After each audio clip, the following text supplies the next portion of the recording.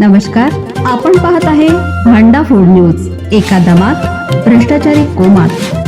Social media, कर्जबाजारी, गुन्हेगारी, सट्टेबाजी, चोरी, मटका, जुगार, दारू, सावकारशाही, न्यायाच्या प्रतीक्षेत प्रशासन. भांडा फूड न्यूज. एका दमात भ्रष्टाचारी कोमात. 4 ठिकाणी शुक्रवारी मतमोजणी तयारी पूर्ण. कोल्हापूर महानगरपालिकासाठी गुरुवार मतदान होतंय. त्याची मतमोजणी शुक्रवार सकाळी 10 वाजल्यापासून सुरू होणार आहे.